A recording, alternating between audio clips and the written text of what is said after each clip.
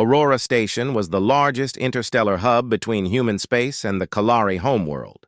It was a city in the stars, full of shimmering walkways, floating transport pods, and tall windows that opened to the blackness of space. Ships from dozens of alien worlds came and went every hour. The air was always alive with the sounds of different languages, the soft hum of energy systems, and the laughter of young voices. Every year, the station hosted the Unity Exchange, a gathering for young people from different planets. It was a place to learn about each other's cultures, make friends, and sometimes form lifelong partnerships.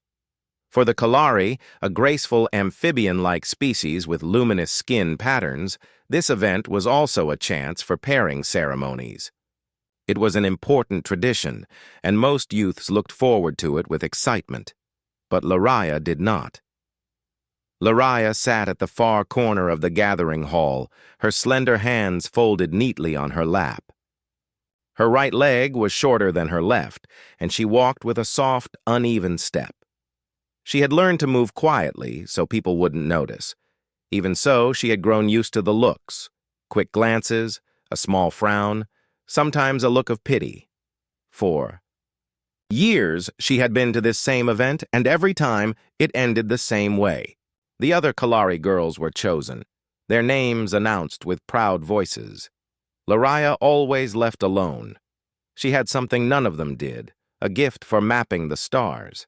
She could remember the shape of asteroid fields and the paths of comets after seeing them only once. She had drawn hundreds of star maps, some so accurate that even station navigators admired them. But at events like this, no one cared about her maps. They cared about speed, physical grace, and appearance. And by those standards, she was invisible. She sat at a small table in the hall, her datapad in front of her. While others were laughing, in groups, she was adding details to a map of the Aranos Belt, a dangerous asteroid region she had studied the year before. She liked the quiet rhythm of tracing lines, marking stars, and making notes. The sound of footsteps broke her focus. She expected someone to pass by, but instead a shadow fell across her table. "Is that the Aranos Belt?" a voice asked. She looked up in surprise. Standing there was someone she had never seen before, a tall human male with short brown hair and curious gray eyes. He wore the simple black and silver uniform of Earth's ambassadorial group. His accent was different but clear. "Yes," Lariah replied softly. "You know it?" "I've flown near it," the human said with a small smile. "But I wouldn't dare try to navigate it without a guide. Those rocks move fast."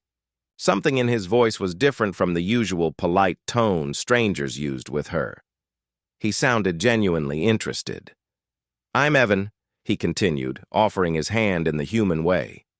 Lariah hesitated, then reached out and touched it lightly. His hand was warm. "I'm Lariah," she said. For a moment, neither spoke. Around them, the noise of the hall carried on. Kalari youths introducing themselves, laughing, comparing talents. But here, at her small table, it felt quieter. Evan leaned forward a little, pointing at her datapad. "Do you make these maps yourself?" "Yes," Lariah said, unsure why she felt her voice was steadier than usual. "I have studied the belt's movement for several years. I can chart safe passages." "That's incredible," Evan said, his eyes lighting up. "Do you know how many human pilots would pay for something like this? You could save lives." Her chest tightened. She had heard kind words before, but never with this much sincerity. "Most people here don't see it that way," she said, quietly.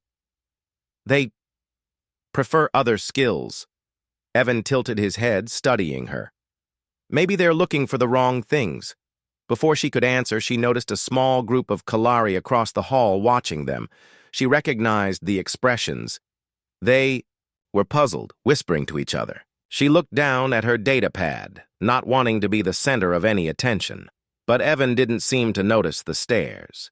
He asked her about her maps, about her favorite star systems, about her first time traveling in space, His questions were easy to answer, and soon she found herself speaking more than she expected. She told him about her homeworld's deep oceans, about the way the twin moons reflected off the water at night. She told him how she had learned mapping from her grandfather, who had once guided trading ships through the Kalari frontier. "You make it sound beautiful," Evan said when she finished. "I hope I get to see it one day." Something about his tone made her believe he meant it. For the first time that day, Lariah felt the knot in her chest loosen. She had expected this gathering to be like all the others, lonely, predictable, and quietly painful. But now here was a human who had chosen to talk to her, not out of pity or duty, but because he wanted to. The announcement bell rang, signaling the start of the cultural introductions. Youths from each species were stepping onto the central stage to present their talents. Some danced, some sang, others demonstrated athletic skills. Lariah knew she would not be called. She had not volunteered. Evan glanced toward the stage, then back at her. "Do you mind if I stay here?" he asked. "Honestly, this is the best conversation I've had since I arrived." She almost smiled. "If you wish." And so, while the rest of the hall clapped and cheered for each performance, Lariah and Evan sat together, heads bent over the data pad, tracing paths through the stars. For the first time in years, she wondered if maybe, just maybe, this year would not end the way all the others had. The day after the Unity Exchange opening ceremony, Aurora Station's public halls were filled with young voices. Groups from different species explored the station's gardens, art galleries, and cultural pavilions. The main plaza was alive, with color. Kalari silk banners drifted in the filtered air, human kiosks displayed earth foods, and traders from other worlds offered handcrafted jewelry, crystals, and small tools. Lariah walked slowly along one of the upper walkways, her datapad in hand. The walkway curved along a tall glass wall, showing the endless black of space dotted with stars. Her steps were careful and measured, the quiet rhythm she had mastered over the years. She didn't expect company, but she heard a familiar voice. "Behind her! Lariah!" "Wait up." She turned. Evan was hurrying toward her, wearing a light gray jacket and holding something wrapped in paper. When he caught up, he smiled and offered it to her. "It's called a cinnamon roll," he said. "Human food. Sweet, but not too much. I thought you might like to try it." She blinked at the warm spiral in his hands, the smell soft and pleasant. "You brought this for me?" "Of course," Evan said casually. "You showed me the Aranos belt yesterday. I owe you something in return." She accepted the roll carefully, holding it with both hands. "Thank you," she said, almost in a whisper. They found a small bench by the glass wall and sat down. She took a small bite, and the sweet, soft texture surprised her. "It's different," she said after a moment. "We don't have this flavor." "That's the fun part of these exchanges," Evan said, leaning back. "Trying new things. Meeting people you wouldn't meet otherwise." Her eyes lowered. "Most people don't meet me." Evan looked at her directly, his voice gentle but firm. "Then they're missing out." The words stayed with her as they walked together. Through the station's cultural wing, he asked questions. Not the kind people ask to be polite, but questions that showed he wanted to know her. He wanted to know how she saw the stars, what she thought about the way space routes changed after supernovae, and which part of her homeworld she loved most. As they talked, Lariah noticed something unusual. Evan never once looked at her uneven step. He walked at her pace without hesitation, matching her rhythm as if it were natural for him. They stopped at the Kalari Heritage Display, a large holographic map of their oceans and islands. Lariah explained the currents, the deep trenches, and the migration routes of glowing ocean creatures. Evan listened, eyes bright with interest. "You talk about your home like it's alive," he said. "It is," she replied simply. "Every current has a pattern. Every wave has a story." Before she could say more, a sharp voice came from behind them. "Lariah," said Saren, one of the most admired Kalari youths in the exchange. He stood tall, his skin patterns glowing faintly in the station lights. Two others stood beside him, their eyes glancing from Lariah to Evan. "We were wondering why you weren't in the group activities." I was showing Evan the heritage. "Display," Lariah said calmly. Saren's gaze shifted to Evan.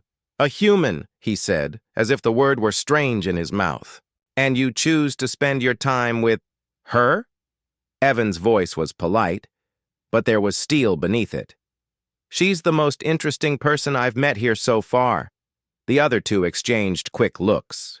Saren gave a small laugh as, though Evan had made a joke he didn't understand, then walked away without another word. Lariah's shoulders lowered slightly. She didn't meet Evan's eyes. "You shouldn't answer them like that. It will make things harder for you." "Lariah," Evan said, stopping in place so she would look at him. "If someone thinks less of you because of the way you walk, that says more about them than about you. Humans, we value different things. Where I'm from, determination matters more than symmetry, and skill matters more than appearance." Digby searched his face for signs of false kindness, but found none. He truly believed what he was saying. They continued walking, eventually reaching a quiet observatory dome. It was a circular room of clear glass, showing an unbroken view of the surrounding stars. They sat on a low bench at the center, their reflections faint in the glass around them. Lariah set her datapad on her lap and began to draw, tracing the paths of nearby stars. Evan leaned closer, fascinated. "You're mapping this from memory?" "Yes. I've been looking at this region since we arrived. The star on the far left is Kereth, and the cluster there is the Velen Arc." "You could navigate a ship without a computer, couldn't you?" Evan asked. "If I had to," she admitted. He smiled slowly. "That's a rare skill. Even most human pilots can't do that."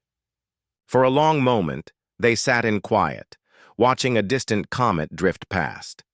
Then Evan spoke again, his tone softer. "Lariah, I know we've only just met, but I think people have been wrong about you. You're not someone to be overlooked. You're someone worth listening to." Her chest tightened again, but this time it wasn't from sadness. She turned her gaze back to the comet, unsure what to say. Somewhere deep inside, a small thought began to form. A thought she hadn't let herself consider in years. Maybe this year will be different. During the official Unity exchange activities, Lariah and Evan kept finding each other. Sometimes it was in the cultural halls, sometimes in the gardens, and once in the small reading chamber that overlooked Aurora Station's engine core. They never seemed to run out of things to talk about. Evan asked her about the way Kalari ships moved through dense asteroid belts. Lariah asked him about human oceans and how their waves compared to the ones on her homeworld. He told her about Earth's forests, green, endless, and filled with creatures that sang at sunrise. She told him about glowing plankton in Kalari seas that lit up like stars when touched. It was the kind of connection Lariah had never felt before, but not everyone was pleased. On the fourth day, Lariah arrived at the navigation practice hall for a skill-sharing workshop. She was supposed to demonstrate basic star mapping for a mixed group of participants. When she entered, she noticed Saren and a few other Kalari already there. Their voices lowered when they saw her. Evan was waiting in the back row, smiling when he spotted her. "Ready to teach us?" he asked. "I'll try," she said with a small smile. The workshop began with each person taking turns explaining their navigation techniques. Some used complex computers, others relied on instinct and star positions. When it was Laria's turn, she pulled up a map she had drawn from memory. "This is the Orvian Drift," she explained. "Its asteroids move in a slow spiral pattern. You can enter here," she pointed, "and exit safely if you follow this arc." Her voice was calm, her explanations clear. Evan watched her with open admiration. But in the middle of her presentation, Saren spoke loudly from the side. "Interesting," he said, "but useless in real emergencies. What good is a map if you can't move quickly enough to act on it?" A few of the others looked at Laria, waiting for her to respond. She felt heat rise in her chest, but kept her voice steady. "Navigation is not about speed. It is about making the right decision before it's too late." Saren gave a small smirk, but said nothing more. Still, his words lingered in the air. After the workshop, as people left, Evan stayed behind. "You handled that well," he said. "I'm used to it," she admitted.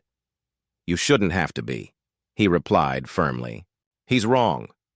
You don't need to prove your worth to him or anyone else." But Laria knew that in Kalari society, appearances mattered.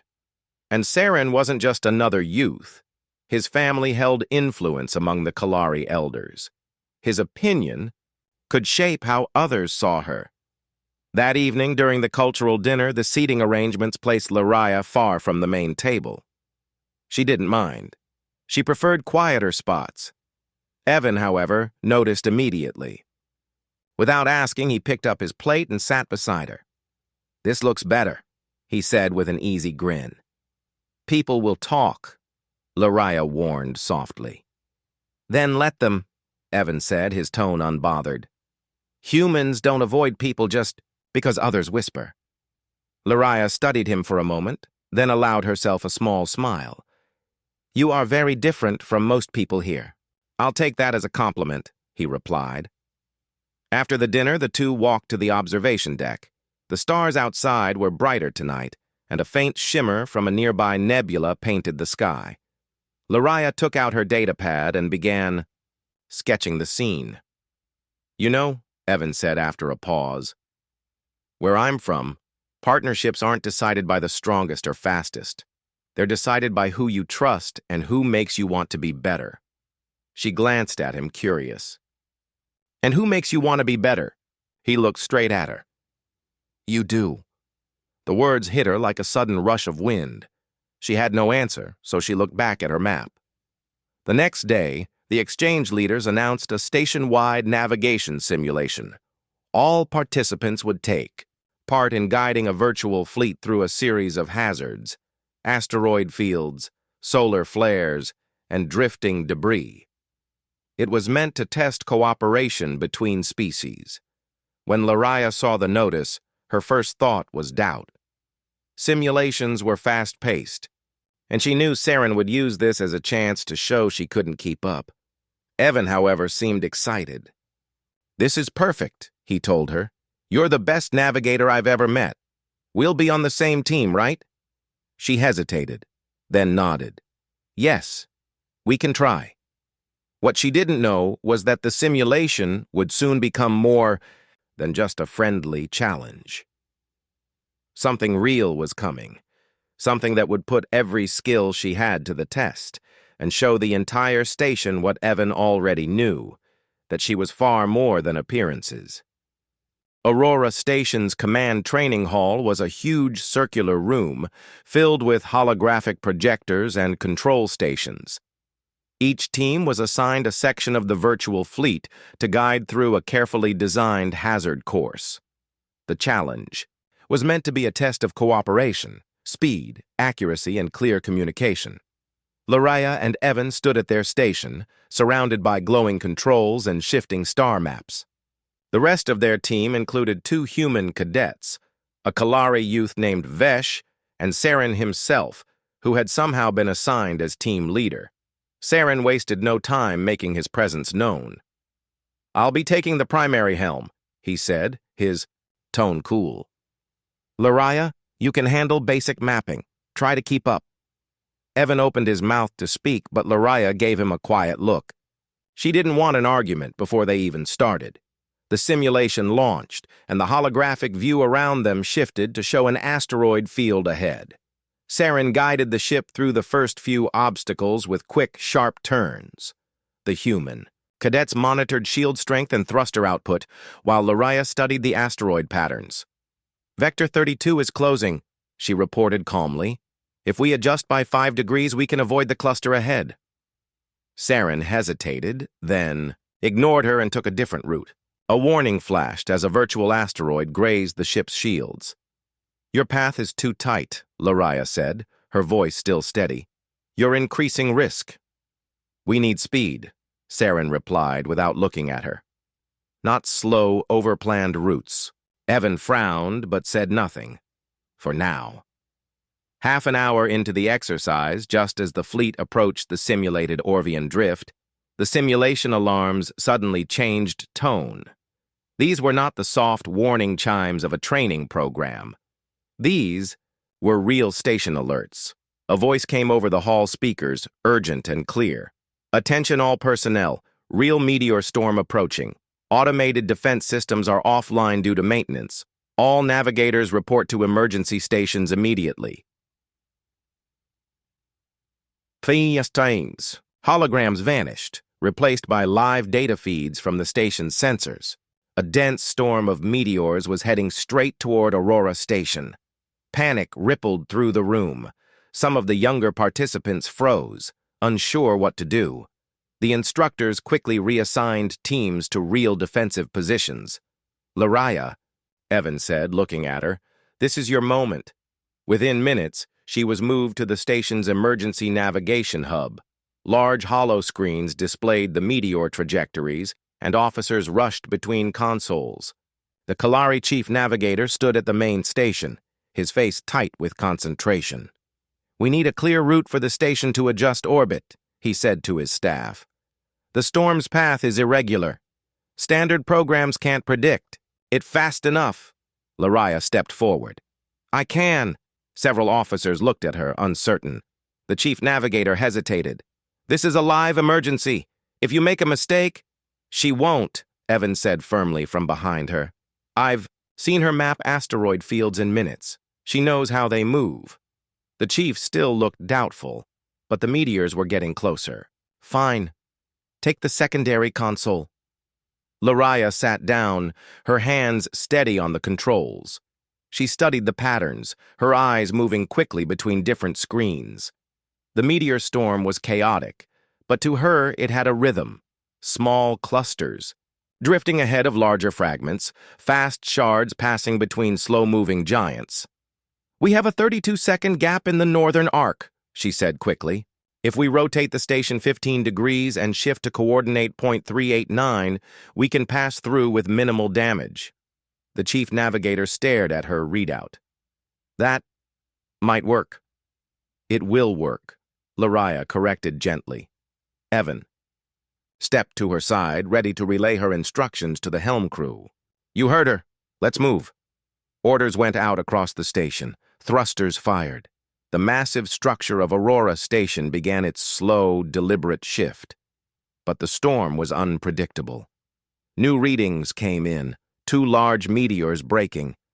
From the main group, heading straight for the station's southern docking ring. "Shields can't take both impacts," an officer warned. Lariah's mind raced. "Send decoy drones to intercept the smaller one," she instructed. "Redirect the larger one by venting Cargo Bay 3. It will create a pressure burst that pushes it off course." The chief navigator blinked. "That's risky." "It's calculated," she replied. Again, her plan was followed. Seconds later, the smaller meteor was shattered by the drones, and the larger one shifted trajectory just enough to scrape harmlessly past the station's outer hull. Finally, after what felt like hours but was only 30 minutes, the last of the storm passed. The station was safe. Damage was minimal. The control room filled with relieved voices. Officers congratulated one another, exchanging quick smiles. The chief navigator turned to Lariah with a look that was almost disbelief. "You read that storm like you'd seen it before," he said. "I had," she replied softly. It was nearly identical to a storm in the Aranos Belt 2 years ago. Evan's grin was wide. Told you she was the best. Word spread quickly through the station.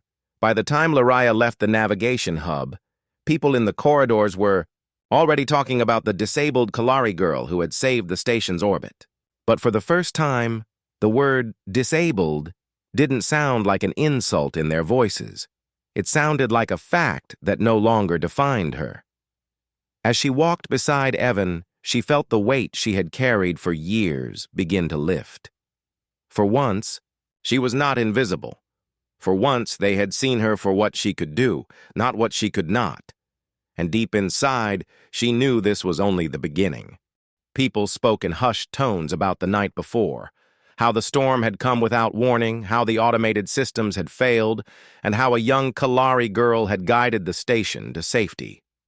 Lariah's name was spoken in places she had never imagined. In the officers' mess, in the docking bays, even in the busy market levels. For the first time in her life, Lariah didn't feel like she had to avoid the crowds. Still, she walked carefully, unsure of how to react to the sudden attention. Evan, on the other hand, had no hesitation. "You saved an entire station," he told her as they made their way to the main assembly hall. "You should hold your head high." She gave him a small look. "It wasn't only me. The crew followed my directions. You relayed them." "And without you," Evan said firmly, "there would have been nothing to relay." When they reached the hall, they found it packed. The Kalari elders and the human delegation stood side by side at the front. Lariah spotted Saren among the crowd, his expression unreadable. The chief Kalari elder, a tall figure with deep blue skin markings, stepped forward. "Yesterday, Aurora Station faced a danger unlike any we have seen in decades. Our safety depended on quick action and precise navigation. That guidance was given by Lariah of the Kalari." A murmur went through the hall. Lariah stood frozen, unsure if she should move forward until Evan gently nudged her. She stepped into the open space, her uneven steps echoing softly. The elder continued, "Some have judged you by appearances. Yesterday proved they were wrong. You possess a rare mind, one that sees what others do not." It should have felt like a victory, but Lariah saw the way some still glanced at her legs, as though they couldn't separate her achievement from her difference. When the ceremony ended, people began approaching her, some offering genuine thanks, others speaking with polite but distant words. Saren approached last. "You did well," he said, though his tone lacked warmth. "But it was luck.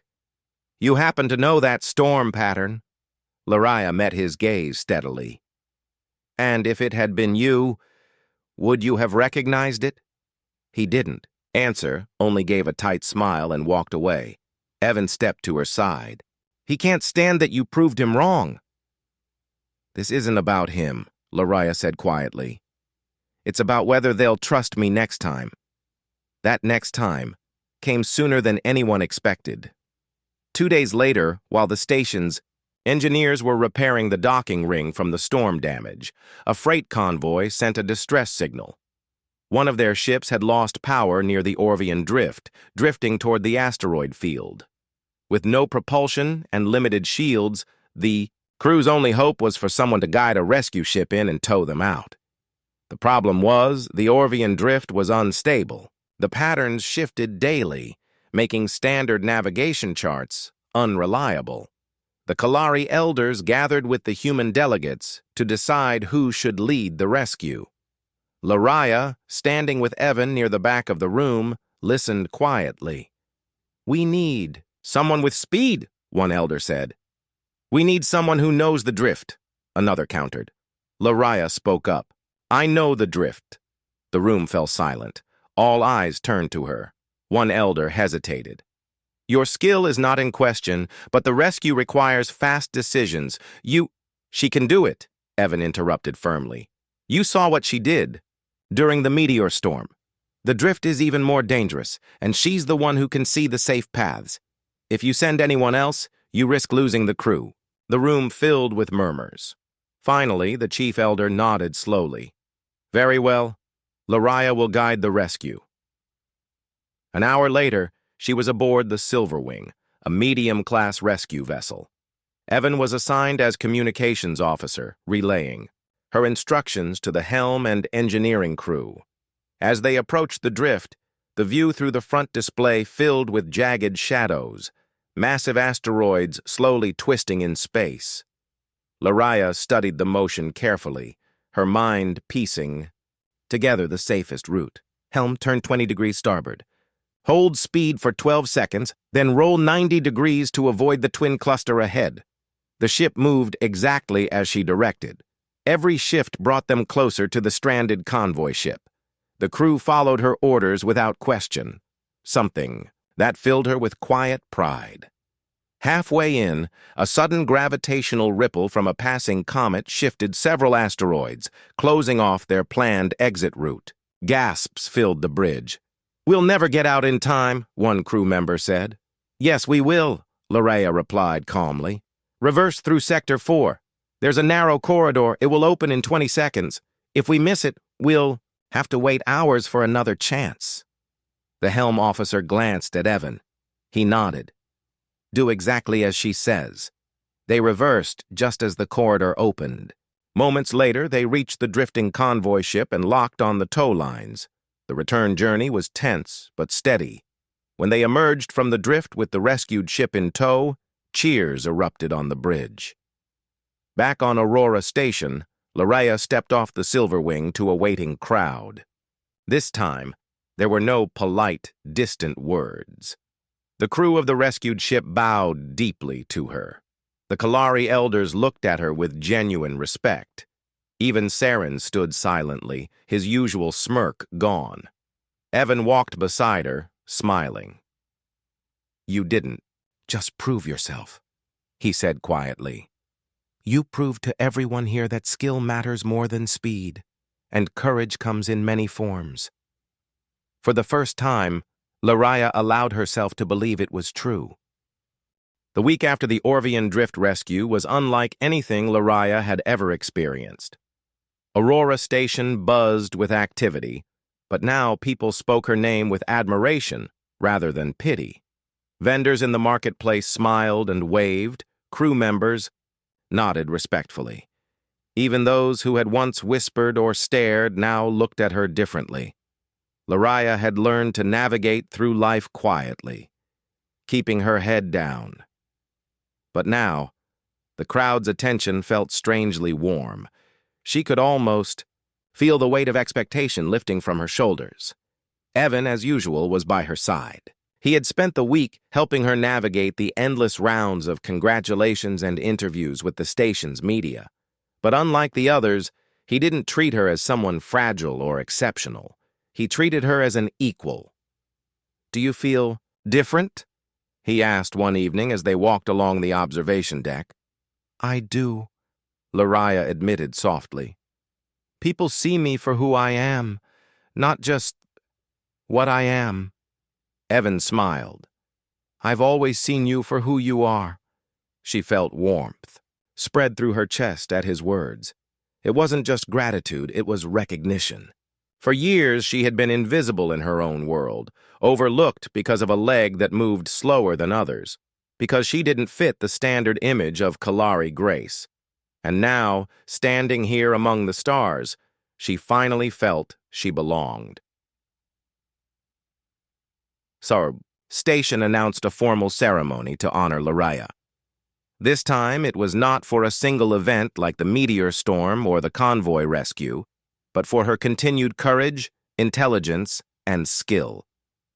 The main assembly hall was filled with dignitaries, officers, and representatives from multiple species. As Lariah entered the hall, the crowd rose. Whispers of admiration filled the room. Even Saren, who had once doubted her every move, now stood. Silently, his glowing patterns dimmer than usual, a faint expression of respect on his face. The chief Kalari elder stepped forward, his voice echoing in the hall. "Lariah of the Kalari," he began, "your intelligence, courage, and unwavering focus have proven invaluable to Aurora Station. You have reminded us that worth is measured not by appearance or speed, but by the mind and the heart. A murmur of agreement spread through the audience. Evan stepped forward beside her. He had always been comfortable in public, but this time, his gaze stayed fixed on her alone. He knew the crowd would be watching, but he didn't care. "Larea," he said, his voice steady and sincere, "I've watched you navigate storms, both of the sky and of life. I've seen how you help others, how you think, how you care, and I want to walk with you through the rest of our journeys together. Will you be my mate?" The hall fell silent. All eyes turned to Larea. For a moment, she felt the weight of the past, years of being ignored, overlooked, and underestimated. But then she looked at Evan's face and saw nothing but sincerity and trust. Her heart pounded and a small smile formed on her lips. "Yes," she said softly, her voice steady, "I will." The hall erupted in applause. Kalari, humans, and representatives from other species cheered. People who had once doubted her now celebrated her, not just for her skill, but for the courage to face a world that had not always been kind.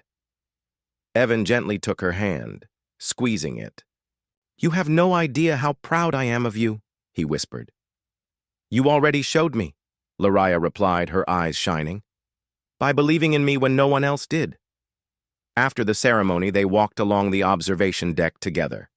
The stars outside glittered, and Aurora Station's lights shimmered like a city of fireflies. For the first time, Larea didn't feel small or invisible. She felt strong, capable, and valued.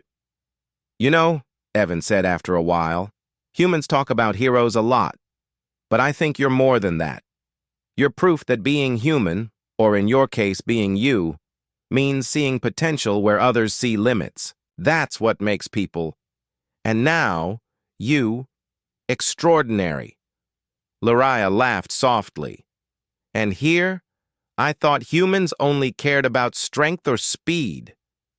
"They do," Evan admitted with a grin. "But they also care about courage, kindness, and intelligence. Things you have in abundance." She leaned her head on his shoulder, feeling the steady rhythm of his presence beside her. For the first time, she felt safe. Not because someone was protecting her, but because she had been seen, understood, and chosen for exactly who she was. The weeks that followed were full of small adventures. Larea worked with the station's navigation teams, teaching others her methods.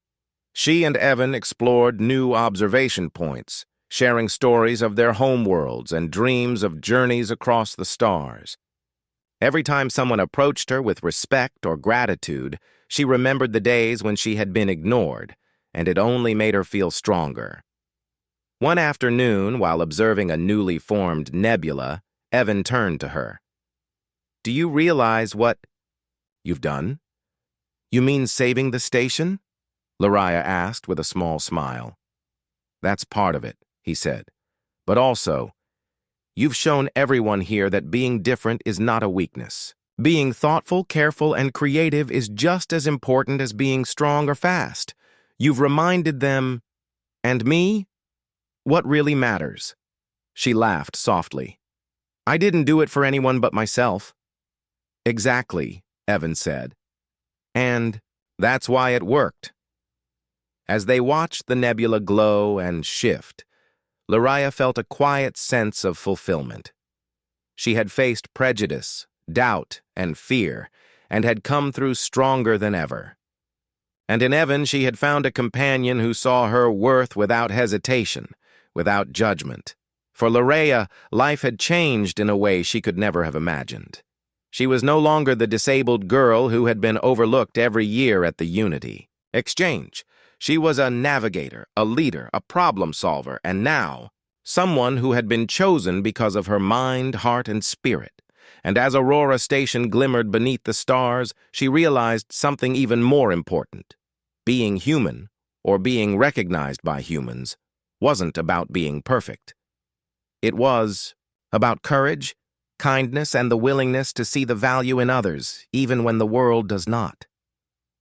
She looked at Evan, squeezed his hand, and whispered, "Thank you for seeing me." He smiled, brushing a strand of hair from her face. "Always, and I always will." For Lariah, that was enough. It had been a long journey from being unseen to being chosen, but finally she knew her place in the galaxy. Not because of her appearance, not because of luck, but because of who she truly was. And as the stars stretched infinitely before them, she felt ready for anything the universe might bring. The galaxy had finally seen her, and she had finally seen herself.